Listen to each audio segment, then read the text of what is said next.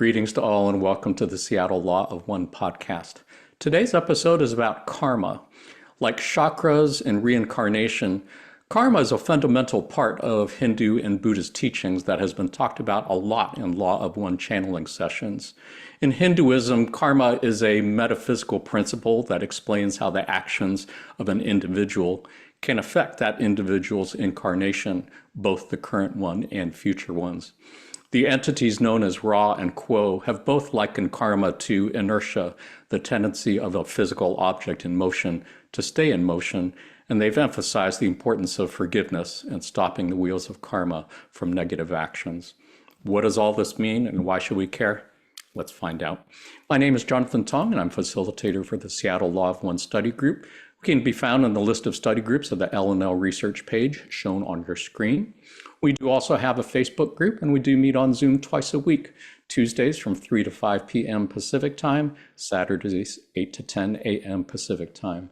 You don't have to live in Seattle or anywhere near Seattle to join our study group or Facebook group or Zoom sessions. Anyone who's interested and available is welcome to join. You can contact us at seattlelawofone@gmail.com to get on our mailing list. We send out emails once a week to let you know what we'll be talking about that week, as well as the Zoom links. We do also have a YouTube channel where we have recordings of previous podcast episodes, as well as recordings of Q&A sessions with Jim McCarty, Austin Bridges, Gary Bean, and Tricia Bean from the L&L Research Channeling team. Just go to our YouTube channel, hit the subscribe button if you'd like to get notifications when we upload new videos, and contact us at seattlelawofone@gmail.com if you would like to sit in on any of our Q&A sessions. Otherwise, as mentioned, the topic for today is karma. Let's meet our panelists. Panelists, go ahead, let our viewers know who you are and where you're calling from. Starting with Raquel. Hi, everyone. My name is Raquel, and I'm calling from Wesley Chapel, Florida. I'm excited. Karma is a huge topic that is often misunderstood, and we don't know a lot about karma, so I'm excited to get into this. We're so excited to have you back. Always fun to hang out with you, Raquel. And Sonia? Hey everyone, I'm Sonia calling from Olympia, Washington. I'm so overjoyed to be here with you all. I think this is a great topic to discuss, and I'm here learning along with all of you. Nice. Such a joy to hang out with you, Sonia. Always appreciate having you on. And Michael? Hi, I'm Michael calling in from Southgate, Michigan. And yeah, I'm really excited to be here today. We're excited to have you here as always, Michael. Just wanted to remind our viewers that none of us here are experts or authorities on the Law of One or karma or Hinduism or Buddhism. We're all just normal people like you, just having a conversation about spiritual things that seem important to us. Anything we say could be wrong, and you're welcome to disagree with anything or everything that any of us say. If you are already familiar with the Law of One and the entity known as Quo, you might want to skip ahead to the chapter on how does karma work. Otherwise, for those who are new to the Law of One, you can think of the Law of One as a set of spiritual teachings based on the understanding that all is one and that one thing is love. Pretty much everything that we say and read about today could be considered a variation of that statement. All of the reading passages that we're looking at today came to us through the process of channeling. You can think of channeling as a form of telepathic communication between humans and entities such as angelic beings, extraterrestrial beings, spirits of deceased, higher self, inner planes entities, etc. A channel basically serves as a mouthpiece for other entities to speak through, and in this case, those entities would appear to be of extraterrestrial origin. There are two types of channeling that have been used by our friends at L&L Research. Trance channeling is when the channel is in a trance state, meaning they're subconscious or unconscious as if asleep, meaning they're not at all aware of what is being said. This is how contact was made with the entity known as Ra in the early 1980s. Conscious channeling is when the channel is in a conscious but very deep meditative state, meaning they are only somewhat aware of the words that are coming out of their mouth. This is how contact was made with the entity known as Quo, starting in the mid-1980s up until present day. So who is Quo? You could think of Quo as a group entity made up of 3 social memory complexes: Ra at 6th density, Latwii at 5th density, and Hatan at 4th density. You can think of a social memory complex as a planetary consciousness. It would be as if the entire human population of Earth was merged into one single consciousness. You can think of densities as different levels of consciousness or different levels of reality. Imagine that the elements of earth, fire, water, and air have some form of consciousness, as many indigenous cultures would say they do. And you could call that first density. You can think of second density as the level of consciousness of plants and animals, clearly a quantum leap above the level of consciousness of what we would consider inanimate matter. You can think of third density as the level of consciousness of humans or cetaceans, like whales and dolphins. Again, you could say a quantum leap above the consciousness of plants and other animals. You can think of fourth density as the level of consciousness of social memory complexes. Again, it's the level of consciousness of the entire human population of Earth merged into one consciousness, clearly a quantum leap above the consciousness of one individual human. You can think of fifth density as whatever would be a comparable quantum leap above fourth density, and sixth density as whatever the fuck would be a comparable quantum leap above fifth density. Suffice it to say, the entity known as Quo would appear to be made up of 3 planetary consciousnesses: Ra at 6th density, Latwii at 5th density, and Hatan at 4th density. First contact was made by the LNL research channeling team in 1986, about 2 years after the end of the Ra contact in 1984. They have been channeled every month since then up to the present day by the LNL research channeling team. You can find transcripts of all of those sessions in the LNL Conscious Channeling Library shown on your screen. So let's go ahead and take a look at a couple passages on how does karma work. On February 6, 2005, Quo said, "You may see such an action as placing one upon a wheel of sorts. The wheel carries with it the self, the other self, all of the feelings which were involved in creating this relationship between the two, and so forth. In the classic sense of karma and cause and effect, the action has as its consequence a loss of unity with other self, and stopping that wheel of karma has to do with balancing the energies that were disturbed by this transaction. In any action in which another's free will is abridged, there is the necessity to seek the forgiveness of the one whose free will was abridged. In a deeper sense, the transaction has also harmed the self, and perhaps more than the other self, it is the self that has been harmed. Consequently, stopping the wheel of karma involves forgiving the self, as well as asking the forgiveness of the other self." I'm really struck by the whole idea of the cause and effect of how one thing that we see in the physical world as we know it can cause effects like, a billiard ball hitting another billiard ball or something like that. And the idea that somehow the same thing happens on a metaphysical level in time space, I've just always found super fascinating in studying Hinduism and Buddhism. And it's really nice to see this explained in the Law of One channeling sessions as well. Raquel, did you have any thoughts on anything in this passage? Yeah, I did actually. As you're mentioning Hinduism and Buddhism, when I was studying Bhakti Yoga, karma was a huge part of the philosophy, and they saw it as the wheel of karma, and that we'd have to keep reincarnating until we basically didn't incur karma anymore, and we would be free of karma. So it's very similar to the Law of One's teaching, but they left out that karma can be stopped. And I made some notes here and I said, karma could be seen as separation from self, loss of love, because it's like when you don't love the other person anymore and you see them as not you, is when you would think to cause them harm, but in actuality, you're causing yourself harm. And so karma will always be balanced. This is like the continuous message that I'm learning, that every action is a reaction, but not necessarily the same return. And I think I want to make a point that even though, so for instance, if someone is, I'm going to use a very strong example here, but say two people, they're going to incur karma, but they might not receive the same return in karmic debt. And so if two people killed somebody, the first person might receive a very harsh karmic return. And so their karma might be instant, or it might be lives from now, but it might be harsh. And another person who did the same killing of another person, they might not receive that same karmic return because of possible past life balancing. And so I think the karmic return and the difference between entities and where they are in their spiritual journeys is how the karma is kind of like managed, I guess, or Yeah, and it's a really good reminder that, man, we just never know what's going on in Never. anything we see.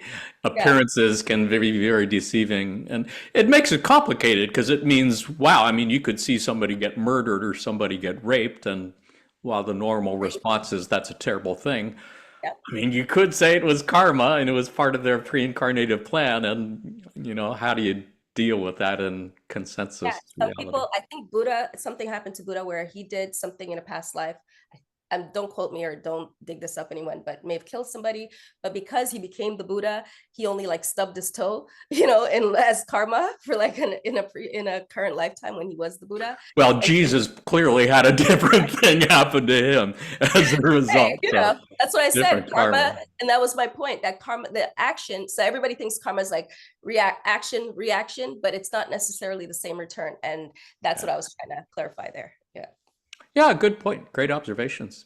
Sonia, anything to add? Yeah, when you were talking about the cause and effect, Jonathan, I too am fascinated by this idea that karma is a cause and effect. And I have also considered it like, I picture it as like, the energy is a ball and we're just passing a ball back and forth to each other. And I mean, it is complex, like Raquel mentioned. There's just so much more to it that you can never know. There's intention matters and all these other things matter. So yeah, I'm interested in uncovering this more with you guys. Yeah, it's a super curious thing to try to understand as best we can in third density. But I guess that's part of the challenge for all of us. Michael, anything to add? Yeah, I just like that portion where Cole was stating in a deeper sense, the transaction, it actually harms you almost more than the person you may have been trying to harm or may have been directed at. Mainly because I also read he said the service to self individual is really who we're talking, or service to other individual, I'm sorry, is who we're talking about here, because service to self, they'll handle karma in a whole different way. In fact, they love karma. They seek it That's out. right. I know that passage you're referring to. Yeah. Interesting. That's a good point, Michael. That the two paths will view it in a different way. Yeah.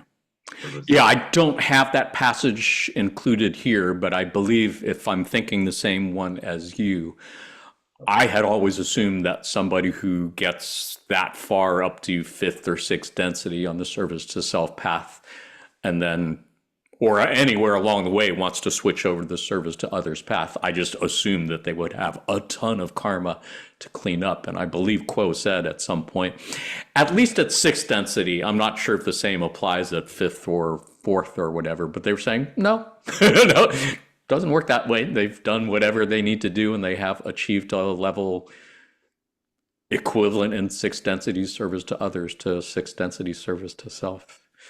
But they said the greatest convert, it's the convert, the sinner who is converted, who is often the greatest. Man, I'm just butchering up the words here. No, but from my understanding, I do believe karma will always be balanced. And even a sixth density being still has karma to work through. It might not be like a third density being, but I believe that the only time karma is, and I believe eighth density is when you're free of karma or one with karma. So up until eighth density, karma is still being balanced. And that is why sixth density, us, Ra, they came back here to help balance the karma that they had incurred. Like they had when they came down and was with the Egyptians. So that's why they're still hanging around. They're still balancing. And so up Right. until today, karma Right. is still present. Yeah, good point. All of this kind of reminds me of the first line in the second paragraph, where they say, in any action in which another's free will is abridged, there is the necessity to seek forgiveness of the one whose free will is abridged. I thought that was interesting, and I think you're going to see similar idea in other passages that we look at today. But I think oftentimes when I've gotten in conversations with Law of One folks, usually the emphasis is on the person who's been harmed has to forgive the person who has harmed them. And clearly that is crucial to stopping the wheels of karma. But it does also go the other way. The person who has harmed somebody else at some point, in order to balance that karma, has to ask forgiveness or do some sort of karmic retribution, at least they're on the service to others path. And I guess it reminds me of the story of the prodigal son from the Bible, about the son who done bad by his father and went away and squandered his inheritance and lived in poverty and ended up having to go back to his father to ask forgiveness. But before he could even get a word out, his father ran out to meet him and hugged him and forgave him and welcomed him back. So, but the son was still intending to ask for forgiveness. So I kind of see the balance in there. Do you guys have any thoughts on that? We could talk about it now, or we could save it for other passages. Yeah, well, if we're all one, right, in a deeper sense, when you harm another, you harm yourself. And so, the veil makes it harder to really see that immediately, but when you stop and think about it, we're all interconnected. So when one's harmed, we're all harmed. So it is important. Except that would kind of suggest that you don't really need to ask forgiveness, or you don't need to do any karmic retribution, because if you hurt somebody else, you're basically hurting yourself. Well, you do. You are hurting. Well, you are, when you're asking for forgiveness, it's important to forgive yourself as well as asking the other to forgive yourself, right? So in some way you are, I guess we'll see in future passages. We'll get into that a little more. But Yeah, and it does always come back to unity, like you're saying, and that's something that I really appreciate about the Law of One, that I don't really necessarily see in other spiritual paths, that everything you said is true, and it does kind of balance out because all is one, and every person you see as an other self really is you. It's another you. Anybody else have any thoughts on anything here before we take a look at another passage on how karma works? Let's take a look at another one. This one, I believe, is a bit shorter. On January 20th, 2009, Kuo said, karma is incurred when an entity makes a choice in service to self, knowing that this choice shall harm another sentient being. One who is ignorant cannot be held as guilty of that in which he was in complete ignorance. Which I think kind of reinforces what they have said many times, which is that intention is everything. The outcome of your action is almost irrelevant compared to what your intentions were behind it. But as they're saying in the first choice, if you make a choice to serve yourself, knowing that choice is going to harm another being, then you got some karma to balance. And I think that's super fascinating. I think part of what comes to my mind is, well, how much is one expected to know and how much one is not expected to know? I mean, I can think of many examples where people are clearly doing things that are hurting a lot of people, and yet somehow they just seem to be blind to what is happening, like right in front of their faces. I mean, that's my perception of it, and obviously their perception is different, but I'm not sure where being willfully blind to something that's happening right in front of your face, how well that holds up in the post-incarnation review, which I guess is really not for me to decide, but somebody else. Do you have any thoughts on this, Sonia? Anything from this passage? yeah, that second sentence is interesting, right? It's like intention does matter, but also, if you're making a choice, at what point are you responsible for, it's confusing because it's a matter of perception on each individual too. But yeah, it's a mystery. But I think it's also good for us to stop and maybe not pass as much judgment because we don't know where they are on their path. And Yeah. And that's definitely the challenge for me, is to be less judgmental about those exact things. Appreciate you bringing it Working up. on it, Jonathan. Yeah. Yeah. Michael, any thoughts on anything here? Yeah, no, I thought Sonia was saying was really poignant. It's we're trained here to judge. We're trained here to say, well, ignorance is no exception for the law. That's just built right into us from when we were born. So I think that's a really difficult thing to wrap your head around, that no, intention is everything. Ignorance is there, and it's not bad. It's okay. That's fine. Some people don't know, but that's difficult to wrap your head around. For sure. All of this stuff is difficult to wrap the head around, which is why you guys are here, because I'm having a hard time wrapping my head around this myself. Raquel, anything to add?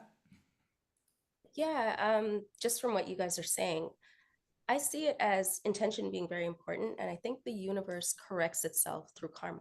So that's why there's a balancing effect for us as individuals, us as group, collective, and even planetary. So that is how the universe works through things, just like how we have to work through it. And, we see the service to self path and we think, okay, they're doing a lot of negative stuff. They're incurring so much karma. And where's that all going to go? Like, how is that going to be rectified? Because technically they don't, pass over to the other side and then they're held in, spirit jail or anything. They just continue to polarize it along their path. So where does that karma get balanced? Well, it does. That's because that's how the universe does it. And I believe, this is just my personal opinion, is that the higher self does the programming of how karma gets balanced. And then we as a collective, whether it be group, social memory complex, or planetary complex, has to incur that karma and work through it together. And that's why we come back to help each other, because we're like, hey, this is happening right now. I need to help you to get through this karma so that we can keep pushing forward on our spiritual journey. Which is a great segue into our next passage. Did anybody have anything they wanted to share about this passage before we change topics? I just wanted to agree with Raquel, and it's a good point because I've also thought of karma as like the universe's energy balancer. And it's, overall, it really is not just within yourself, but, there must be this greater energy that's balancing itself. Yeah, I think that balance is a key word for sure, and one that we're going to be using more than a few times before this episode is over. Did anybody else have anything they wanted to add on this before we change topics? Sounds good. Loving the conversation so far. So far, we've been focusing on individual karma. Let's take a look at a couple passages on group karma. On July 31st, 2007, Kuo said, "Indeed, we especially encourage you in your stewardship of the earth, for there is a tremendous amount of what this instrument would call group karma, having to do with the fact that so many of those who are attempting to graduate from third density on planet Earth have in the past on Sirius, Deneb, Mars, Maldek, or Atlantis destroyed their environments.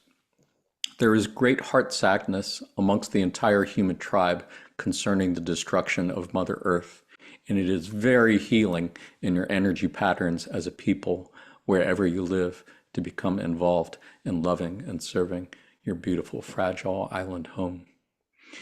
We could spend a couple hours just talking about Atlantis or just talking about Mars and Maldek. And in fact, we have already done that. If you go to our YouTube channel, look up the episodes on Mars and Maldek and Atlantis, and we go into both of those in great detail.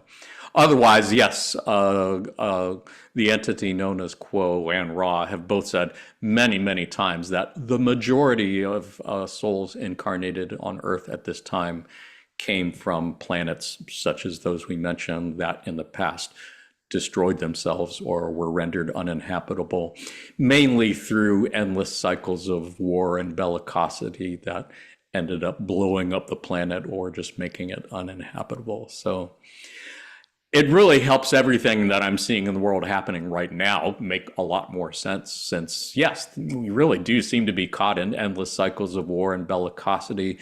We really seem to be stuck with a large percentage of the people who really seem to be bent on behaviors that are inevitably going to lead to the destruction of the planet. And certainly for those who are trying to graduate on the service to self path, and there are more than a few, yeah, that is actually part of the business plan, for lack of a better word. So it is definitely part of the ongoing drama, shall we say, or comedy of living on planet Earth. Michael, any thoughts on anything here? Yeah, honestly, a positive thought, because right now I can do this with as many positive thoughts as possible. All the groups that I see out there, when I read this, I thought about that, from saving whales to saving any species of animal or any portion of the earth.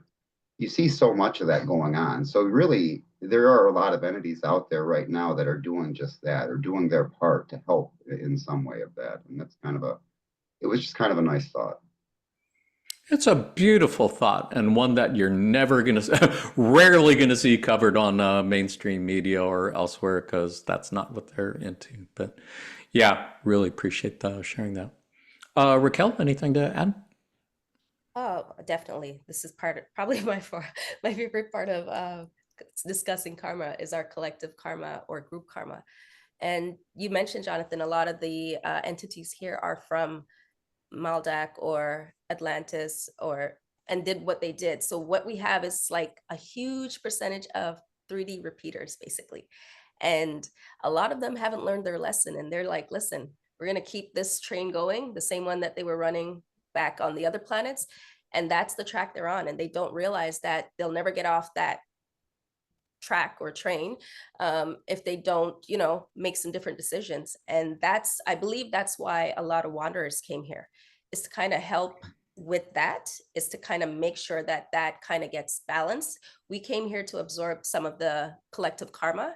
And that's why it doesn't feel good for us, because as wanderers, we've already been through the process of alleviating certain amount of karma. And so now that we're here, it feels intense, it feels heavy, because this planetary karma is that it's intense, it's heavy, it's almost really uncomfortable to our beings. And so what I want to get clear is that we made the decision to do that. We decided to come here and help because we heard the calling, and us being here has really helped the planet shift in a more positive vibration.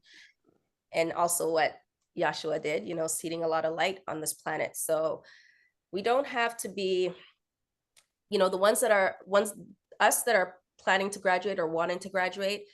Yes, we see what's going on, but we know that they're just going to have to repeat again. Unfortunately, that's just what it is, because if you're stuck in the sinkhole and, doing a good deed here or a bad deed here, and you're not making a real choice, there is no polarization and there's no movement forward in alleviating that karma.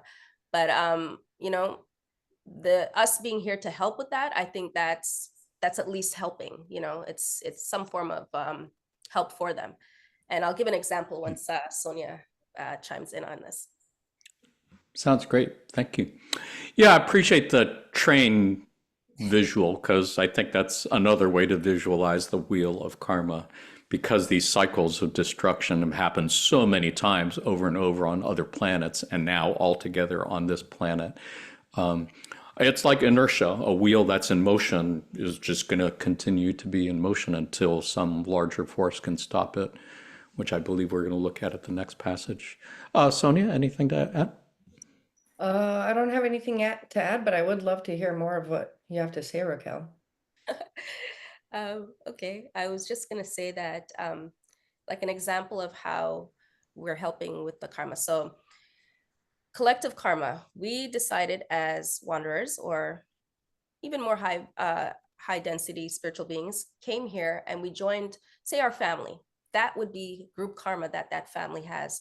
And I know for myself, when I joined my family at an early age, I knew this was dysfunctional. I was like, what's going on here? There's not, I was like, there was no unity. There was nothing really loving. There was no real support. And everybody was scattered. And I was like, where's the unity? Like I did not feel that. And the reason I joined that family was so I can bring some unity and balance to that. So what I ended up doing was incurring some of their karmic debt, which didn't feel good at first because I didn't know how to handle it. I was like, this doesn't feel like something that I incurred because I didn't really do anything. Like even this lifetime, it's been pretty, steady lifetime of not really harming others. So I was like, where is this karma coming from?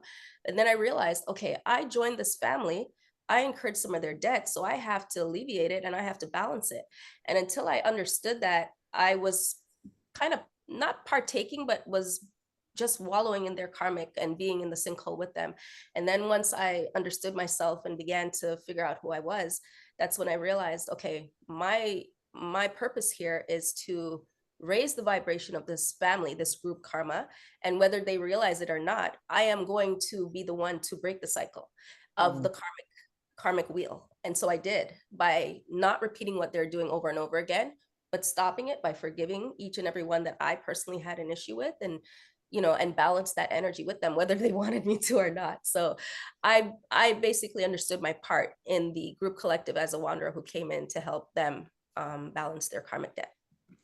What a beautiful story. Thank you so much for sharing, and thank you for taking on that responsibility as a wanderer. And I'm guessing there's more than a few people watching this on video who can relate very well to the story that you shared. And maybe, hopefully, that'll give them some inspiration to get through their dysfunctional families or whatever situations they've got. Did anybody have anything else to add before we look at another passage on group karma? Let's take a look at this one from April 25th, 2009. Quo said, "The situation is not particularly simple, for your planet is populated by several planetary populations from elsewhere, in which there was a toxic disregard for their home planets and a set of actions which in total created of their planets an uninhabitable environment for third density work. Consequently, you have coming into the earth plane of your planet a great many entities who have been unable to grasp the need for inner peace and harmony with others. And you have instead solved perceived problems by invoking the energies of aggression and the destruction of other selves. We speak not only of the obvious physical destruction of other selves which exist in war, but the less obvious but nevertheless deadly energies which would pit entity against entity, power against power, judgment against judgment. There is, in the concept of karma, embedded the concept of continuation, or the inevitable onward movement of a thing which is inertia. That which is tends to continue on being that which is. The energies that created destruction elsewhere remain, retained within the deepest parts of the roots of consciousness, and that solution which is aggressive and destructive seems once again to be a valid choice, even a necessary choice. Once again, it takes an answering energy to stop the energy of that karma among your peoples, and that energy has often not been seen as a good thing." This is one of those passages that I hate reading because it's like I'm reading the first part and I'm thinking, yeah, those who had a toxic disregard for their home planets and unable to grasp the need for inner peace and harmony with others. God, I fucking hate those people. They're really annoying. And then I read the rest of it and it's like, oh, I guess I'm just as bad as they are, because I'm like looking at them with judgment and I'm thinking of responding to them as they are like enemies and opponents and people that have to be defeated and such. And it's like, oh, I guess I was part of that same problem myself, and I'm still part of that same problem myself. So, yeah, I appreciate at the end where they just talk about really this wheel that has been going so long that these attitudes of aggression are like sunk down to our archetypical minds. The answer is forgiveness, and the answer is responding with love. and embracing them rather than judging and criticizing and silencing and pushing them away. And as they said in that last sentence, yeah, among your peoples, that energy has not often been seen as a good thing. We don't celebrate peacemakers. We don't celebrate those who forgive. We just celebrate those who like go to war, regardless of which side they appear to be on. Raquel, thoughts? Yeah, I agree with you. Somebody being peaceful, bringing love and harmony into a situation, that would not be in a position of power. You wouldn't be able to survive if you were peaceful, harmonious, and wanted to bring balance and that's why people who are in the positions of power, they're usually serving themselves, their service to self entities. And then because it takes, being in that mind frame of bellicosity all the time to keep this going. It's like a fire that they don't want to put out, and they just keep adding the wood to it and just piling it on, and it just keeps growing. And I think that's why the energies of the Wanderers were rejected when it first came about, because seeding light into somewhere where there's lots of darkness, it takes some time for people to adjust and start to say, oh, okay, we have another choice. There's an option. And I believe people don't realize that yet, that they do have an option. And I think it's because, the STS path does a great job of keeping people under the veil and keeping people unaware of reincarnation, the possibility of alleviating karma. People are doing actions, then they don't know that there will be something that comes back to them in whatever form that may be. Now, some people learn the hard way through suffering, of course, but ultimately, I think a lot of it is the STS path doing a really good job of not allowing people to understand their self on a real spiritual level. For sure. That is part of the playbook. Yeah, absolutely. Sonia, anything to add? Yeah, Raquel, when you were mentioning seeding light in places where it's really dark, the thing that came to mind was how it takes some move of something radical, right? And when you're looking at intense darkness, it's someone who wants to see light there, it might take what looks to be a form of a radical love or radical, which looks foolish at times, and it's hard. It's hard being a human, and I had the same feeling as you, Jonathan, where I'm reading the first paragraph and I'm like, yeah, and oh, this is fuck those guys. And, but then realizing oh gosh, I have that within myself too. And, I think that kind of goes back to that forgiving myself is just as important as forgiving another. Right. Sure. But I did want to highlight something interesting that stood out to me here in the second paragraph, where Kuo says, solved perceived problems by invoking the energies of aggression. Right here where they say solved perceived problems. I thought it was interesting to put the word perceived there, because it's, to me, I think, it requires conscious effort to look at not just your perception of a problem, but the other perception, and maybe, all the various perceptions of a problem.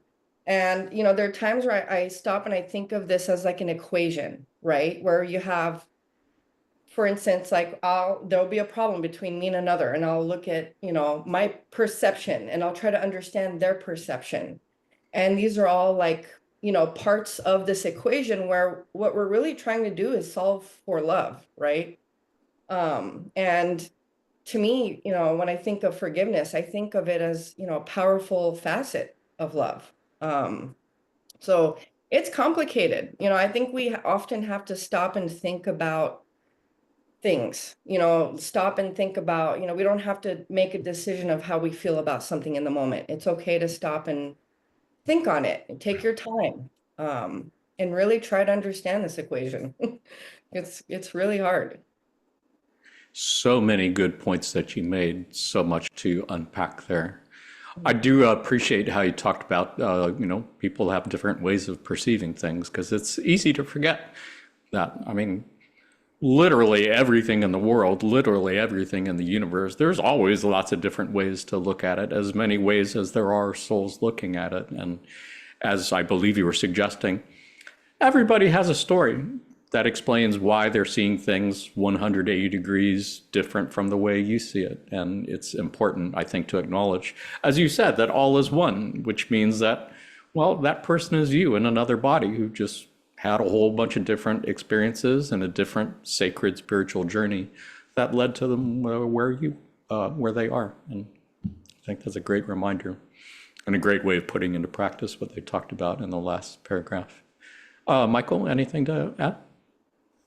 Yeah, on the peacemakers, like you said, society does not celebrate peacemakers. I mean, not at all. It's once again, that's bred right into us, right in school. You know, bullies were usually bullied in their homes. Victimizers are usually victims first. Almost always they're victims first. And it talks about kind of trying to put an end to that energy behind the wheel. It almost takes a victim right before they turn victimizer to stop and say it doesn't need to continue, whether it's with hazing, bullying, whatever it might be. I mean, and really that's what it takes on all levels of society. Yeah, well said. Much appreciated for sure. Yeah, we do seem to glorify the military every chance we get in this culture, society, and we rarely, if ever, really give peacemakers the same amount of due or respect or money or such. And it reminds me, in all the thousands, millions, I don't know, of people who've been fired, laid off, programs cut, many of which have zero effect on the budget. It's like the budget for NPR, how much is that affecting the federal spending? And yet, Department of Defense is undoubtedly one of the biggest spending items in our country's budget, and they have never passed an audit in recent memory. And yet, yeah, nobody's talking about making cuts in defense or military spending. And that's both parties. It's kind of a shame, ironic how that works. Anybody have any thoughts on this before we change topics? Just a final thing, connecting it back to what I was saying about bringing light. So Jesus was, we had this topic in the Law Seattle study group. We were talking about Jesus. And, I believe, and I mentioned then, that Jesus came 2,000 years ago and seeded that light that we need in order to help us transition into the fourth density. And he wasn't received well, and it's written right there. This type of energy is not ever received well. And you could look 2,000 years ago when Jesus did it; it was not received well. We know how it happened. What ended up happening, he was nailed to a cross for it, and that's because he was trying to spread the love and light, wisdom that he knew, and offering, the entities a way out of karma by giving them basically the teachings that they needed, and they rejected it. And that just goes to show you that it's really, like you said, it's really embedded within our archetypical mind at this point, this bellicosity. And when are we going to get past it? We don't know. And that's why we came back to help, but it seems to be so rooted. Yeah, and if not in our archetypical mind, just deep in our racial planetary subconscious, for sure. Planetary mind, yeah. I thanks for bringing up Jesus, Raquel. I think that's a good point. What's that thing Jesus said about Father, forgive them for they know what they do? That's what I was thinking too. Yeah. Want to elaborate on that, Sonia? Well, it's complicated because on one hand, what Jesus is saying is really like, forgive, right? Forgive them because they don't know, right? That maybe the intention isn't there fully. And on the other hand, it's also shedding some light on, hey, this is important. Like we without saying it directly, I think it's like saying, hey, we don't know, but how do we learn, right? It's like brings up that question. So I don't know. Would you like to add anything to that, Jonathan? No, I think you said it well, and I'm glad that you were picking up on that at the same time I was, because, yeah, I'm thinking about the folks who seem to have toxic disregard for the planet, those who I perceive as doing really hurtful things and really hurting a lot of people, and they should know that they're doing it because they're yeah, it's like right in front of their faces. But at the same time, yeah, I'm being called, I believe, if I'm trying to be as STO as I think I am, then no, going to fight and oppose those folks is really just adding to the wheel that's already spinning. And it's forgiving those who, in my opinion, don't know what they're doing. I think that is what we're being called to do. Appreciate that. I think we're going to be coming back to Mr. Jesus later on too, as I will recall. Anybody else had anything to share on this passage before we change topics? Sounds good. Let's take a look at karmic restitution. I should note that the one passage we're going to look at here is a long passage. It's going to take about 3 slides for us to read through. And before we read through it, we should take another look at densities, specifically with regard to graduation from 3rd density to 4th. 3rd density is often referred to as the density of choice, because apparently the key to graduating from 3rd density to 4th density is to make a choice between 2 paths, one that's known as service to others, or STO for short, the other known as service to self, or STS for short. And in order to graduate from 3rd density to 4th on the service to others path, you could say that you have to achieve a vibration level of at least 51%, meaning, to put this in simplified terms, meaning you spend at least 51% of your waking hours thinking about the welfare of others as opposed to your own welfare or your own needs, wants, or desires. And to graduate from 3rd to 4th density on the service to self path, you have to achieve a vibration level of at least 95% service to self, meaning you are typically spending at least 95% of your waking hours thinking only of yourself or how you can manipulate others to get more power for yourself. And you're never spending more than 5% of your waking hours, say, thinking about the welfare of others. So suffice it to say, it is equally difficult, apparently, to achieve graduation on either of those paths. Quo once said that the default position for most entities here is 75% service to self, 25% service to others, which kind of makes sense, I think, if you think about it. I think it's probably fair to say that most people spend at least three quarters of their time just thinking about their own needs, wants, desires, or really just trying to make ends meet. And probably don't spend more than 25% of their waking hours thinking about the welfare of others. So you can see that, according to the little graphic here, in order to graduate on the service to others path, you have to achieve a vibration level that's at least 51% service to others, 49% service to self, meaning you are naturally thinking of others a little bit more than you're thinking about yourself, at least a little bit more than yourself. And to graduate on the service to self path, you have to achieve a vibration of 95% service to self and no more than 5% service to others. So it is that huge gap in between that has been referred to many times as the sinkhole of indifference, where the vast majority of Earth's population is. They're not even aware that there's a choice to be made, so they just kind of keep moving back and forth within that range. So bearing all that in mind, let's take a look at another passage. This was from April 8th, 2023. And again, this is going to take us 3 slides to read through, so hang in there. Quo said, "To speak to the portion of your query of entities who may have traveled somewhat further along the path of service to self before dedicating themselves to the other choice of service to others, we do find that this is a somewhat common dynamic for seekers upon your planet.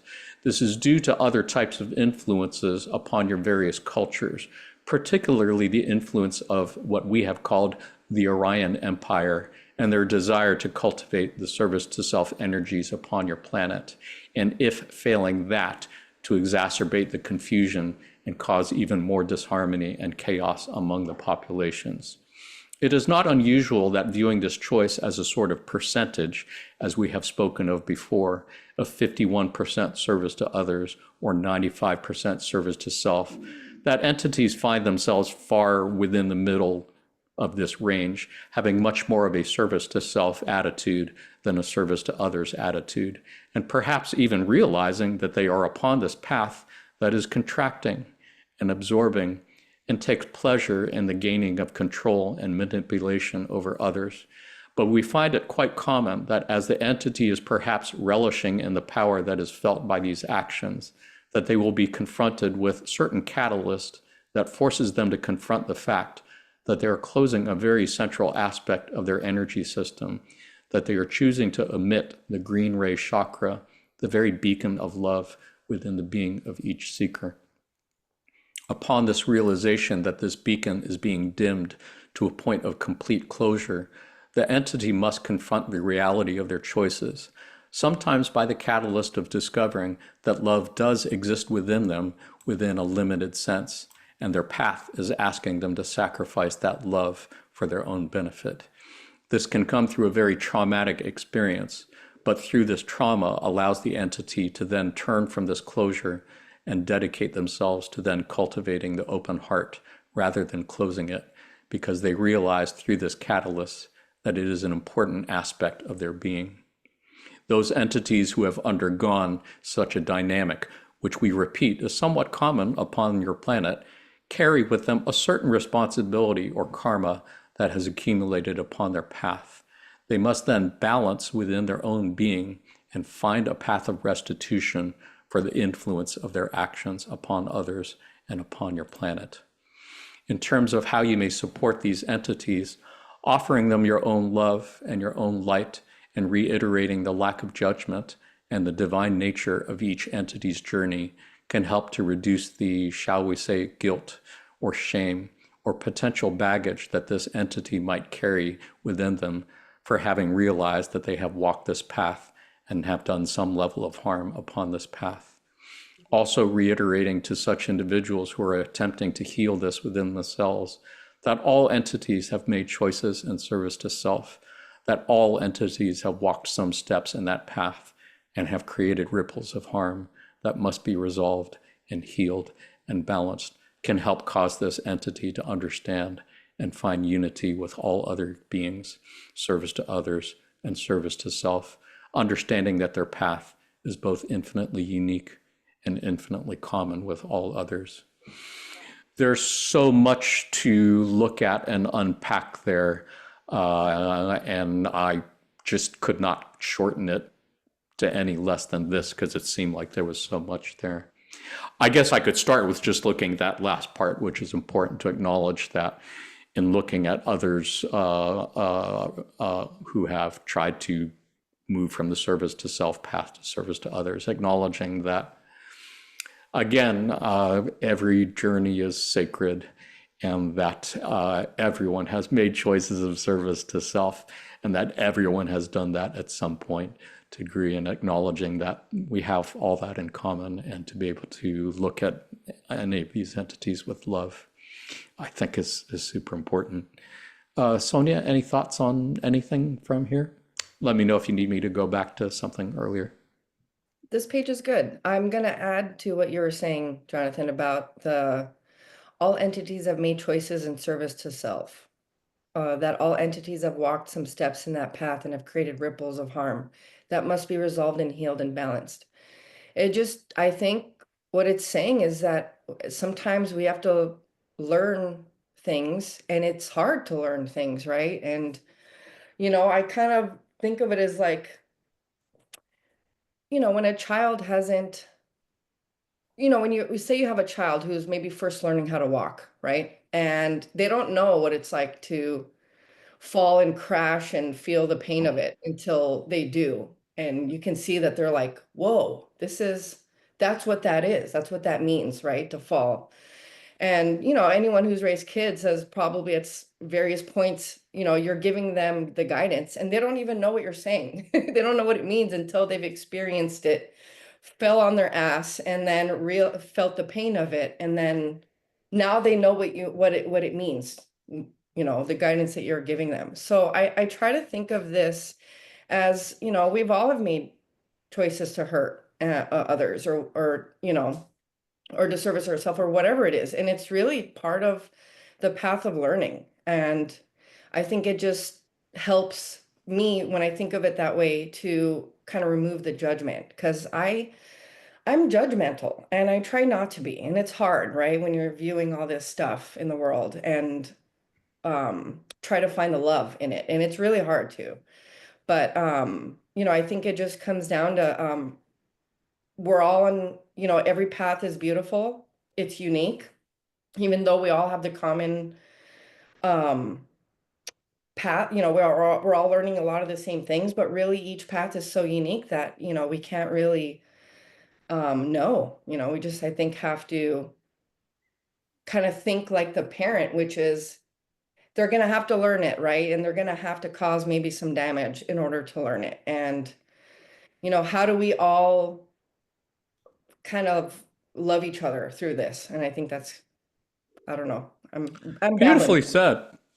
Beautifully said. I especially like the part where you admitted you were judgmental, because yeah, you are super judgmental. No, I'm just kidding. Not to be. No, the toddler part and the walking part, I've never occurred to me to think of it that way, and that's why it's always a joy having panelists here. You guys always think of things that I never thought of. But yeah, what a great visual for that. It's like a kid who's learning to walk stumbles and falls and stumbles and falls. Are you going to like criticize them for being so stupid for falling? It's like, no, that's part of their learning. Well, why is this any different? People stumble, people fall. And as you said, we've all done it, including myself. And I ask forgiveness for anyone that I've hurt by being judgmental towards them or insulting or condescending or whatever, because yeah, I'm part of the problem for sure. Michael, anything to add? I just wanted to add an example to that too. I mean, as a smoker, I found myself throwing out cigarette butts, just throwing them wherever, not throwing them in the trash like I should. One day I realized I was doing that, and I don't believe I won't buy into that I was ignorant, because I know what littering is, and that was littering. So, I find myself, and I didn't even plan on doing it, but I find myself picking up little pieces of garbage. Obviously, I pocket my butts now, but I find myself picking up pieces of garbage once in a while here and there. And I do it for no other reason that I actually feel good about doing it. And, the Catholic in me looks at things like they talk about repentance, being repentant for what you did. And that always gave me just a bad thought. I never liked that thought. And that was just delivered by the church when I was young. But honestly, it's something that you enjoy doing. It's honestly, it makes you feel good about doing it. I do feel like that's me making up for dirtying the earth. What a great example. What a great story. Yeah. Yeah, and I think Quo has affirmed many times that that simple action that you're doing of choosing to pocket your cigarette butts instead of throwing them on the ground, that does make a difference. That really does make a difference for the planet. That's a beautiful thing that I would not have assumed to be true before the law of one. Raquel, anything to add? I have like 3 mini points. So I'm kind of flip the paragraphs here, and where it says to confront them to confront the fact that they're closing a very central aspect of their energy system, and that they're choosing to well, actually, you kind of went up a little bit, so go back down a little bit. But I'll take it from there, where it says, Do you want the next slide? yeah, like when we were at the bottom. But I'll comment on this too. So the logos is kind, and generally, kindness is how the logos designed us to be, is to be kind to one another and loving. And so to be kind and loving is our nature. And to see another suffer and go through the process of being hurt or in harm or struggling to get through. It's like when one of us is struggling to, like, in any of our personal life, we offer support. So this is the same thing. When we're struggling to alleviate or understand our karma or work through it, we need that support and not the judgment, So I bring it back to how the logos designed us to really be loving and kind. And that is just our true nature as it is if we are following the STO path. And then I'll bring it back to where I'll flip it here where it says entities have made choices in service to self, creates ripples of harm that must be resolved and healed and balanced. That is the karma that is being, that has, that they have accumulated through different lifetimes and through different acts of, probably service to self acts and unkind acts. And so that has to be healed and balanced. And that brings me back to what I said, when the universe balances itself through karma. And so we have all this karma. And by the time we reach the sixth density and gone through the wisdom density of the fifth density, we realize, hey, I'm not going to really get any further with being service to self and, thinking I'm the creator, because look at all these other beings that are the creator as well, right? So the realization then there comes, okay, now I can balance and heal this karma. And so there shouldn't be any judgment on those entities. And that's where we now take their karma as our own part of the collective, and we begin to help them balance and release that karma. That's just my understanding, to be honest. But from what I'm reading here, I would kind of connect the dots there and say, that's kind of what happens. We have to, whatever another entity does, whether we like it or not, that's going to be, once they join, we join as a collective, that's part of our karma. And we have to help them without judgment to balance it. Yeah. Indeed. Yeah, it reminds me of a passage that I read fairly recently where Quo was reminding us that when the social memory complex forms, it's not just going to be all the people that you like and all the people that you already agree with. It's going to include the people you don't necessarily like and don't agree with. And they said, fourth density, it's density where differences are still pronounced. It's just harmonized by group consensus. So learning how to harmonize differences with someone who you are currently in deep disagreement with, it's a good way to help bring about the fourth density that we're all hoping for, I think. At least those on the service to others path. I did want to go back to that first slide because we didn't really talk much about Orion Empire, which is kind of like the counterpart to the Confederation. Part of the reason why we are having such a difficult time graduating or moving the needle, as you could say, is that, there are many people, probably fair to say the majority of people really are kind of disposed more towards service to others. And there are a lot of people, entities who are consciously trying to graduate in service to others. But there is also a smaller but significant number of individuals who are trying just as hard to graduate on the service to self path. And whereas service to others folks might call for help from Quo or Ra or Latwii or planetary complexes that belong to what's called the Confederation of Planets, those on the surface of self path are also calling in help from what's called the Orion, which I guess you could think of as the photographic negative of the Confederation. And they are happy to share teachings of the service to self nature, just as we're receiving teachings of service to others. So there is this ongoing tug of war in the planet that's making graduation really difficult.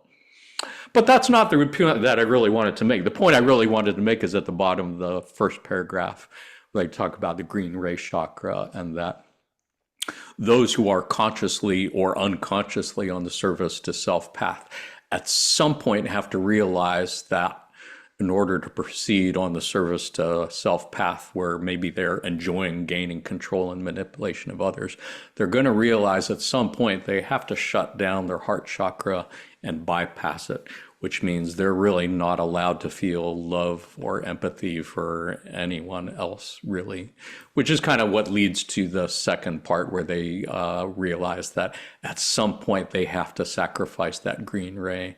And if they realize that they do have some amount of love in them, some ability to love someone else, maybe as much as themselves, that's when they make that switch to service to others. And apparently, according to this passage, many have done that. And that's why might explain many of the interactions that you've had with others in your social circles. Sorry, took a long time for me to get to those 2 points. Anybody have any thoughts, reflections on anything there, green chakra or otherwise? Yeah, I just want to point out the part where they, in the first paragraph about the Orion Empire, how they exacerbate the confusion. And Right. boy, is that easy, right? It's like we're all at times are met with confusion and trying to figure out that equation, right? Right. And for me, when I stop and I'm confused, and I mean, there are times in life where, we're like, do we fight back? Do we not? And is it appropriate to add friction to this scenario or whatever? And I stop and I try to make a practice, and I stop and I think, okay, if I'm feeling confused here, then you know, what's the real thing, right? The real thing is love. Everything's a distortion of that. And so I have to stop and I have to like work out that equation. And it's rarely ever finished, but at least, working towards it, right? And it's yeah, I think when you're met with confusion, just stop and work it out, you know. Well said. Yeah, it's probably worth noting, going back to the little graphic here, that graduation happens not just in terms of an individual graduating to fourth density, but it can also happen on the planetary scale. So what ideally many of those on the service to others path would love to see is for humanity to graduate as a whole to fourth density. It doesn't have to be 100%. I think they said it could be a relatively small percent, like even 10%, that are committed to consciously follow the path of service to others and to live a life dedicated to putting the welfare of others at least 51%, a little bit above their own. And I think the service to self path folks are still trying to do that also. But I think many of them realize that the majority of people on Earth would rather live in a world of love and peace than a world of fear and unending war. So they know that if they can't get humanity as a whole to choose the service to self path, if they can just keep us in a constant state of chaos and confusion so that we're never even able to make a choice, period, I think that's part of the game plan as well, which would explain so much of what we see happening around us, I think. Rocky, Michael, Miguel, anything to add? Yeah, I would say not. I don't think a lot of people are aware that they're in the sinkhole. So, and I don't think there's many entities that are calling for Orion, the Orion Empire. Boy, do we love those guys, sending them lots of love and light. You know how they love that. So let's all send loving light. Like I like Hallmark Channel movies. Yeah. But yeah, I don't think there's not like there's very few entities, and I would put them in the places of power. Those are the entities, I believe, my opinion, that are really working with the Orion Empire. The other, sinkhole people, they're more of the minions that get trickled down. Sorry to call them minions, but you're doing the bidding. It's kind of the thing. They've used that word more than a few times in the channel. It's kind of their thing. So yeah, it's more of that, because I think the sinkhole group, they do have the desire to flip. And so think about when you watch a movie and there's this like really bad guy in there, but there's this one person that he has this love for, and he will do anything and probably save that person. And so he will, not he probably had his heart closed off, his heart chakra, for a long time, but then somebody brought some light into it and gave him that desire of love, and that's the person he saves or protects or doesn't kill. And that's how the sinkhole is. It's like there's some people that are polarizing negatively, but then they still have that little love in them, and they don't really want to be that way. And I believe, like I mentioned before, the Logos is kind, and if we weren't getting this programming by the service to self entities led by the Orion Empire, there would be more people out of the sinkhole. Obviously that's not the game we're playing, but go ahead, Michael. Oh, no, you know what? I'll come right out and say it. I think that it's not a bad thing that things are going poorly right now, because what that's going to give a chance for people to see, if they're going to see it with their own eyes, they're going to see it. They won't see it with anything I can say, but that gives them a chance to see that maybe they didn't know what they believed in, or what they believed in does not work. Yeah. that whatever form of government they wanted in place or whatever they thought might happen just isn't the case anymore. They might find out that they have to change their beliefs. Mm, And if they're going to see it, they'll see it. If they're not, they won't. yeah. But maybe from one point of view, everything that's going on right now can lead to something so much better. Yeah, I appreciate your saying that. It is something I have told myself many times as I'm gazing at the world with quiet horror, as they said, to realize that all those folks who are doing those things that seem so terrible and negative and STS to me could in fact be doing a good thing and helping people to, if nothing else, to get out of the sinkhole of Yes, indifference. exactly. I could think that might have been the point that you were making, which is obviously the vast majority of people on Earth don't even realize that there's a choice to be made. They're just living their life and doing their thing. And as far as, politics or anything else is going on, they just tune out and don't want to pay attention to it. Understandably. But yes, it could be a good thing that there are so many horrible things happening that it is causing a lot of folks who are in that sinkhole to choose one side or the other to go to. And in that sense, if it helps the harvest or graduation, it's a good thing. Yeah, and I think, Jonathan, one of the reasons you feel that way is because you kind of want everybody to graduate, you know what I mean? And so it it makes you like, it's like you're in like shock when people aren't making the right choices and kind of helping themselves get to that, and you know healing their karma and their and pushing forward on their spiritual path. And I know for one, I would love to see my family graduate this time, but they're not going to. Sorry, they're going to be repeating. And that's okay. As they That's said, there's no disgrace to repeating it's third not density. okay. Everybody is on their own Yeah, journey, and at their own pace. but that does affect me. Like I would love to see more. We would love, and that's why Raw is saying, "Hey, harvest looks slim, and we'd love to see more." And that's why a lot of us came here to see if we can, make harvest bigger. But we just have to allow the process to play out the way it's supposed to, and and we do our part the best way we can. I would love to see more hair on my head, but I just don't think that's going to happen. I think I'm just going to have to accept Anything that. is possible, Jonathan. Yeah, yeah, but yeah, pretty narrow possibility, probability vortex for that one, I would say. Great discussion on this, much appreciated. Anybody have any thoughts wanted to share before we change topics?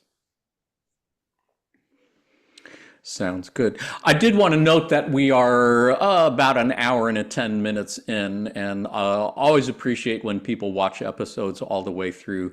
I think according to YouTube analytics, the viewership drops down to about 30% after the first 5 minutes or so. So anybody who's still watching this point, kudos to you.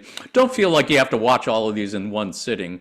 You can always pause, put it in your watch later playlist, and when you open it again, it'll pick up where you left off. And we always divide the episodes into chapters, so you can always skip around and look at the parts that you want and not worry about having to watch the whole thing. Otherwise, let's go ahead and take a look at a couple passages on. Or before we do that, let me remind ourselves for all of the references that we've made to green ray and heart chakra. This is, again, another part of Hindu and Buddhist traditions that's talked about a lot in the Law of One, and we're not going to go over all this right now. Just suffice to say that in addition to your illusory physical body, you have an energy body that is in large part made up of these energy centers of different colors, from red ray, orange ray, yellow ray, green ray, and so on. And these do correspond with what is referred to in Hinduism and Buddhism as the root chakra, sacral chakra, and so on. And the green ray or heart chakra, that's the one that we've been talking about most. And it is associated with universal unconditional love, and it is the springboard to higher chakras and to intelligent infinity. So it is no coincidence that the third chakra kind of corresponds with third density, and it's no coincidence that the heart chakra of unconditional love corresponds with the fourth density, which is referred to as the density of love and understanding. And if you'd like to learn more about that, we did a podcast episode on chakras or energy centers. It was episode 14, and you can find it in our YouTube channel. Otherwise, yes, let us now take a look at a couple passages on.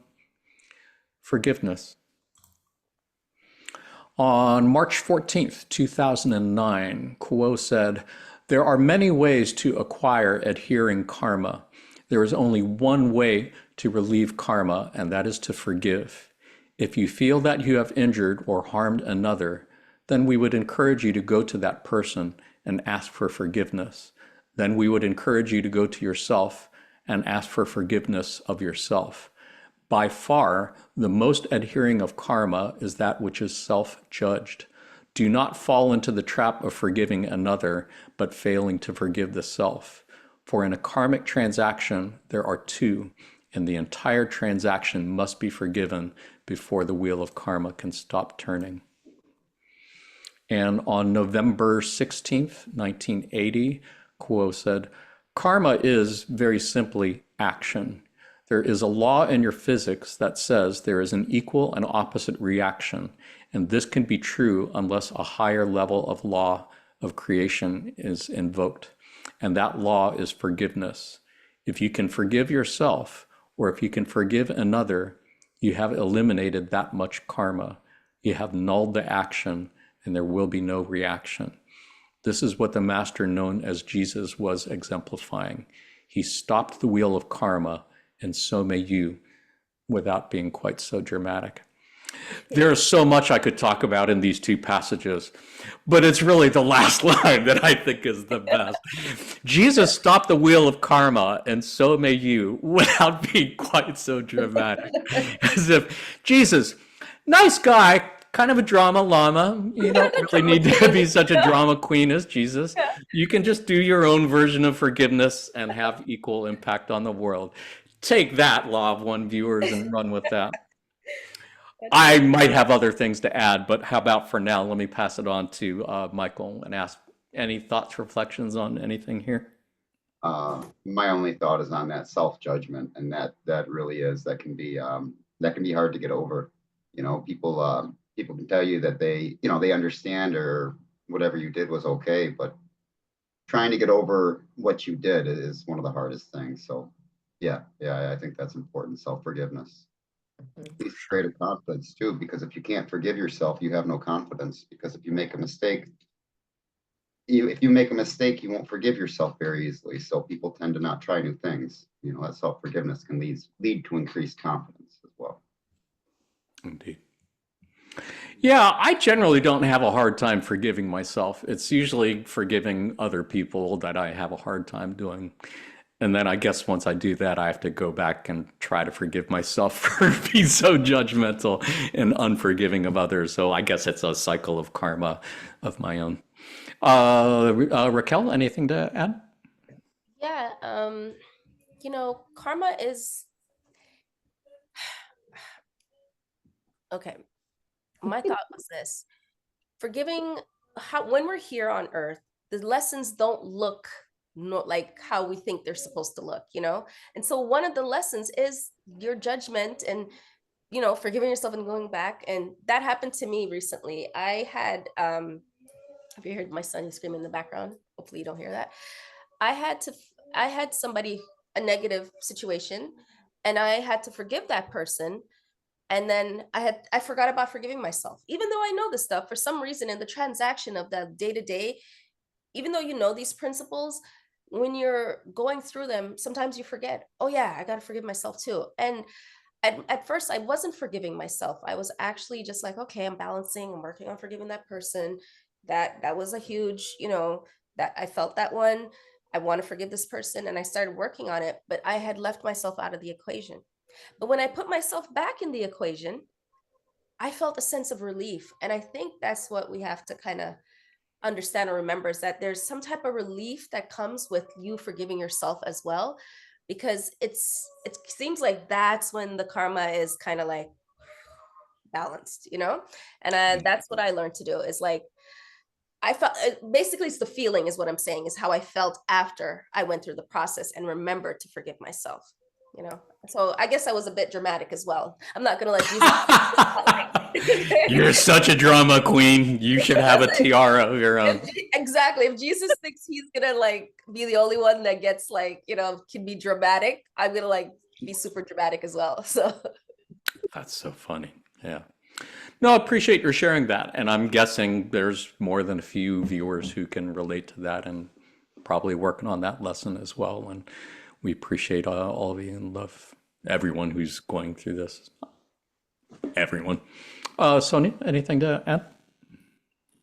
Yeah, I like the idea, Raquel, of like putting yourself in their shoes and vice versa, and like really trying to understand, right, how you could affect another and how they affect you and all these like intricacies. But yeah, I think you hit the nail on the head with relief. Boy, isn't that what it feels like when you finally get to some conclusion on something like that, right?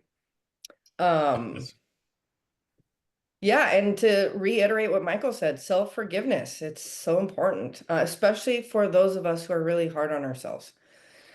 We can often get stuck in having a hard time forgiving ourselves for making a misstep. And it's a learning. It's another lesson. Yeah, and it's a great reminder of what Quo has said many, many times, which is really the best way to change the outer world is really to change the inner world. The best way to fix or save the outer world is really to do that healing in yourself. And it's not just a nice greeting card saying, I mean, it's metaphysically true. It does actually make a difference. So I think anybody who's watching this who is having a hard time forgiving anybody that they know or don't know, just know that if you're able to do that inner work and get through it and reach the point where you do genuinely forgive that other person, whether or not they ask for your forgiveness, and you can genuinely love them and see them as yourself in another body or as another spark of the creator going through a spiritual journey no less legitimate than yours. That is probably one of the best ways to be of service to others and to lighten the energies of the planet, which so many of us came here to do. Any last? Yeah, go ahead. I just wanted to say that forgiving someone doesn't mean you have to forget what, if they've caused you harm, forget the harm, or that you have to invite them back in your life, or, you know, it doesn't mean that it's okay. And you actually don't even have to speak to the person to forgive the person. So if that's not even in the cards, this is something that you can do within like a quiet space, within a meditative, mindset, and just ask that person, like bring that person up in your mind's eye and just see that person, you having a conversation, and just, if you're asking for forgiveness, then ask for forgiveness. If you asking for them to forgive you, then you can do that too. And I personally like to ask my guides and my angels to come and help me with this process as well. And you figure it out how you do it, but it doesn't mean that if they've caused you harm that you now have to invite them back into your world. You can just forgive and release. Again, another great part that I had forgotten about and super important, especially for our viewers who have grown up in dysfunctional families or have had to deal with abusive parents or family members or friends. Super important what you just said. Much appreciated. Believe it or not, that was the last passage that we had to read through. I think that's it. Does anybody have any last thoughts on these two passages on the screen before we wrap things up? Yeah, these are growing pains. Having difficulty to forgive another or really hoping they forgive you. And, these are all part of learning these lessons, and they hurt. And, we can't grow without some form of pain, right? So, Yeah. I believe that's why it's called growing pains. I think so. Yeah. Thank you. Anyone else? Yeah, go ahead. I also remember there was a time, because there was a time where I was not as polarized as I am now. And I was, in the world and learning the 3D stuff. And I did things that I didn't feel like I was proud of. And when I went around and I apologized, because, that's how you make amends, is as, restitution. You go back, and it's even in what Ross says. If you've abridged somebody, go back and apologize. And I remember doing that. And the people that I was apologizing to didn't feel like I had done anything of real harm, but that doesn't mean I didn't feel that way. And so your feeling of how, if you feel like you've abridged or harmed somebody, it's okay, whatever it is, however minor it is, because it's your journey of understanding your karma and how to alleviate it or how to balance it and heal it. And so whatever you feel, how minor or how big, it can be healed, it can be balanced, and you just have to take the steps to acknowledge it and to start to begin the process of healing it.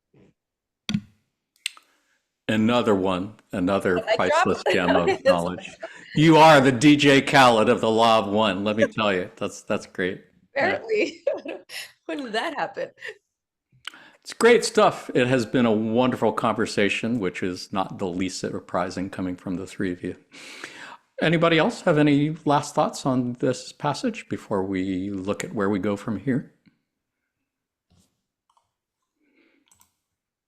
So where do we go from here? What are some takeaway lessons we can get from our discussion today? To keep it short and sweet, if you can remember that karma is basically cause and effect, that'd be great. If you can remember that not only does karma work on the individual level, but on the group level, and that, yes, in fact, there is a lot of group level karma on this planet from so many entities who came from worlds that they had some part in destroying or becoming uninhabitable. That's part of the karma that we're working on as a group. And restitution means making amends to the planet for mistreating the planet, as well as mistreating others. And that just looks like what we have been talking about this whole time. On that, yes, probably the most important lesson, that forgiveness is the key to stopping the wheels of karma. That includes asking forgiveness for those you have wronged, giving forgiveness to those who have wronged you, whether they asked for it or not, and receiving it, especially with forgiveness for yourself. That's pretty much it. Raquel, any takeaway lessons of your own you'd like to add, or closing thoughts, reflections on the topic? Not much that I haven't really mentioned, but just to remember that karma is not going to be fully understood in this density. It's not something we could fully understand. I probably would mention that I believe the karma is how we balance it in 3D is programmed by the higher self. I think that is a component, and that the ones of us who came here to help with group karma, I know it's hard because we're like, what the hell is this? I didn't sign up for this. A lot of us say this. It's like, what is going on? But it's just a gentle reminder that we did choose this. I know that's just how great we are. We're just such loving beings that we saw this and we just wanted to come and help. And I know it's not easy to be here on this planet, alleviating, helping to balance the karma that's here. But just know that you're doing great work. And if you can find some understanding of how to really use the tools we just shared with you, forgiving and, making amends, these things will really help push you forward in alleviating the karma. So you're doing your part. And the more of us do that, is the more the collective karma will be balanced and healed. Indeed. Reminds me of one of my favorite memes, some guy looking at a piece of paper with an expression on his face saying, me realizing that I did in fact sign up for this bullshit. Apparently, we all signed up for this bullshit. We just kind of Believe it? What the hell were we thinking? I know. It seemed easier before incarnation. Sonia, any takeaway lessons, closing thoughts you'd like to share before we have a pop quiz? I think if you want to see change, we don't have to wait. We can start making steps now. We can start making little steps, bigger steps, and whether it's within our family circle, our country, whatever it can be, stopping and showing ways that we really love is the main thing here, and forgiveness, and make little steps, Sure. Yeah, it's a lesson I keep trying to remind myself every day. The best way to change the world is to change myself on the inside. Just cannot say that enough. And it's Michael? Yeah, go ahead, Sonia. you're also modeling to others. And we make changes by feeling inspired. And if we feel inspired, to pass it on if you can, Right. Yeah, beautifully said. Michael, anything to add? I thought what Sonia said was great. I can't follow that. That's Nobody can. So we're going to go ahead and stop there. Well, thank you all so much. And that means indeed it is time for your pop quiz. Pop quiz, of course, is something that we like to do on these podcasts just to end on a fun note and to look at look for Law of One lessons in pop culture. Since today's episode was about karma, today's pop quiz it was one of my top 5 favorite movies of all time, one that I have mentioned and referenced many times before this, and perhaps the movie that, as far as I can tell, best teaches about karma and what we've discussed today in the Law of One. It's widely regarded as one of the most beloved comedy movies of all time, and it stars Bill Murray as a character who starts off being very, very STS, very service to self, and for reasons unexplained, just has to keep reliving the same day over and over and over again until he learns the value of being of service to others and how to put the needs of others before himself. I am, of course, referring to what movie, panelists? Groundhog Day? Groundhog Day?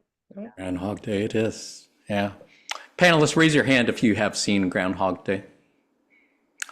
Let the record show all 3 panelists are raising their hands. Raise your hand if you would say it's one of your favorite movies of whatever number that might be. Let the Akashic records show that not a single hand is going up among the panel. So YouTube viewer, you random viewer who would count this as one of your favorite movies, extra credit points for you, extra karma points for you. This quiz is for you. So today, I am going to ask you 3 multiple choice questions about the movie Groundhog Day. See how many you can get correct. Viewer, go ahead, say your answers out loud. We can hear you through the computer screen. And as always, the points don't matter. If you had fun, you won. If you learned something new about this classic piece of American cinema and pop culture, you won. You guys ready for your first question? Your first question is one of our favorite types of pop quiz questions. Who was the part of Phil Connors offered to first? Was it A, Tom Hanks, B, Michael Keaton, C, Robin Williams, or D, Bill Murray? Could have been Bill Murray, could have been somebody else. Who do you think was originally offered the part of Phil Connors? For the viewers, this is where Jonathan tries to trip us up so we don't get this question right. Moi? Yes, toi. That would be so STS. Well, we've all walked the path, Jonathan. it was in the list. I'm doing it for the laughs of others. Let's put it that way. A, Tom Hanks? I'm going to Good go guess. with D, Bill Murray, just because. Good guess. Michael? I'm just gonna say Michael Keaton because I think That was my second choice, yeah. All of those good guesses. The correct answer is A and B. If you've done pop quizzes before, you should know anything is fair game. Could be all of the above, could be none of the above, could be any combination of the above. But yeah, although it's hard to imagine anybody but Bill Murray playing the role of Phil Connors, who happens to have the same first name as the Groundhog Phil. He was not the first actor who was approached. Tom Hanks was offered the part first, but apparently he was busy, and apparently he realized what most of his movie fans realized was that he always plays nice guys in the movies. I don't think, to my knowledge, he's ever played a real asshole in any of his movies, so people would just kind of expect him to end up nice at the end. And he was busy at the time. That was probably the main reason. They did offer it to Michael Keaton, but according to Michael Keaton, he just didn't really understand the script. He just didn't really get what it was about, so he passed on it and apparently said later that he regretted it. But yeah, to my knowledge, Robin Williams was never offered the part, but I could picture Robin Williams in that role. You have to be able to play somebody who's a real genuine asshole and convincingly, as well as somebody who turns out to be a really nice person. And yeah, that's a tough act to pull off. And just for fans who haven't seen the movie or fans who really love the movie, I'm going to show you a short clip showing how Bill Murray character uses his knowledge once he realizes that he is repeating the same day over and over. That is the trick of the movie. No, they never explain why, but just for some reason, he keeps reliving the same day over and over. And he starts using his knowledge of that in order to manipulate the Andy McDowell character who's playing his boss and having sex with him. Totally STS, but Bill Murray just makes it really funny. Check it out.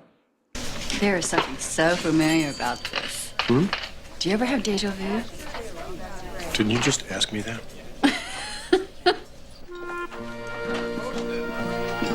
I think people place too much emphasis on their careers.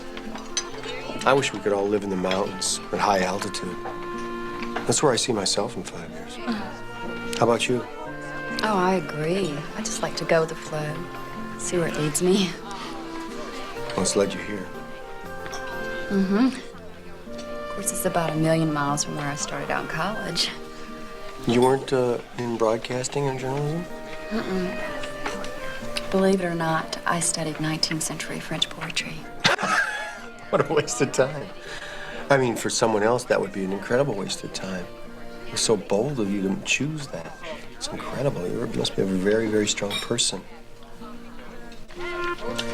I think people place too much emphasis on their careers.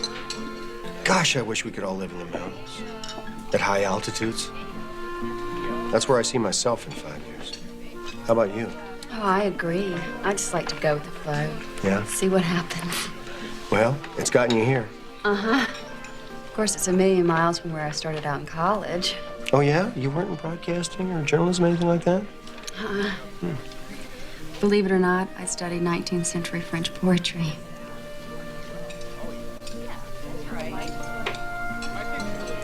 La fille qui j'aimerais sera comme bon vin, que c'est bon fuira un peu chaque matin. You speak French. Oui. Hilarious.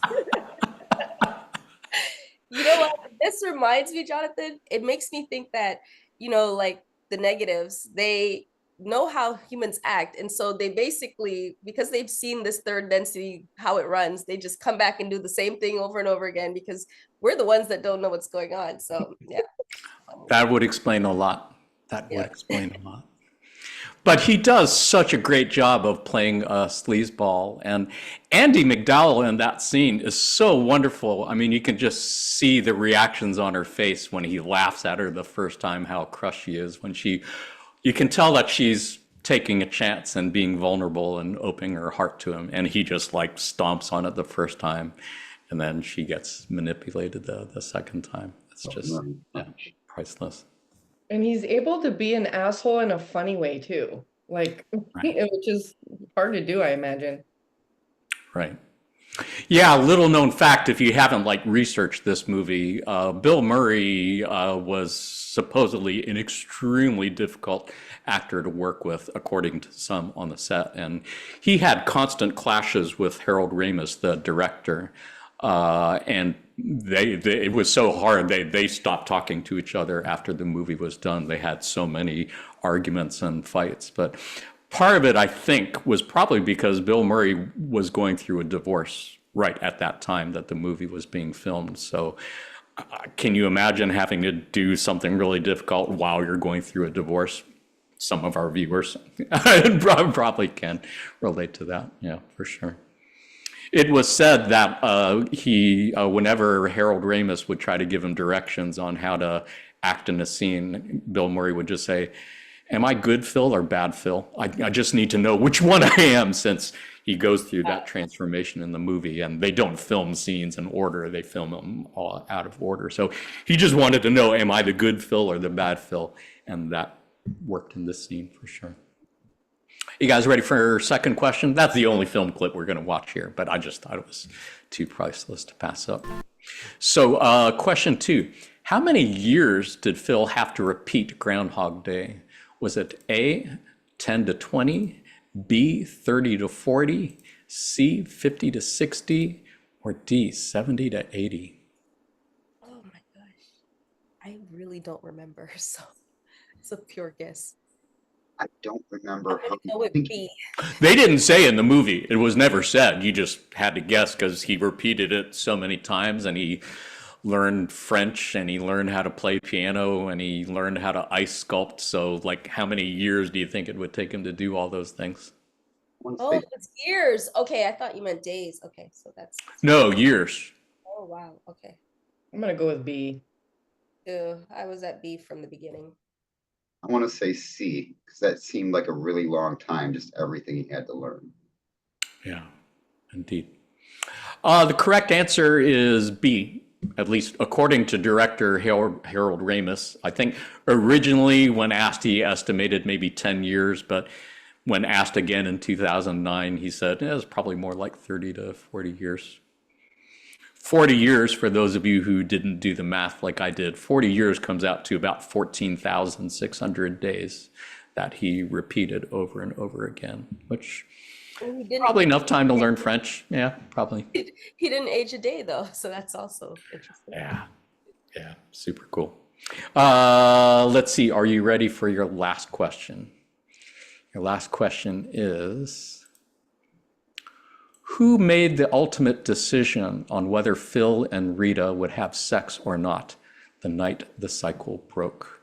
Because that was what he was trying to do throughout the majority of the movie. He was really trying to get Andie MacDowell to have sex with him. But the night that they were in bed together before the curse broke and he was able to move on to February 3rd, who made that ultimate decision on whether or not they would actually have sex?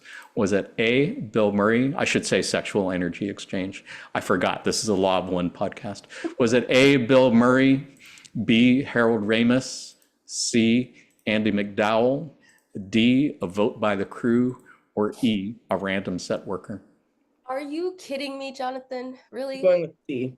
They're all trick questions. I They're know. all trick Like, are you questions. That's kidding why me? it's a pop Yeah. quiz. I'm gonna go with C. Yeah, I'll say C. Good guess. Michael? I'll say C as well. Nice. Sonia? C. Nice. The correct answer is D and E. Oh wow. Apparently, Murray, again, in one of those scenes that he was being obstinate about, he refused to shoot that last scene between him and Andie MacDowell until it was determined whether or not he was wearing pajamas, because he really wanted to know, I think, basically, whether in fact they ended up having sex or not. And they really couldn't decide. So they actually did put it to a vote among all the cast and all the crew vote. And it ended in a tie. And apparently it was the assistant set director who insisted the movie would be ruined if Phil appeared shirtless at the end.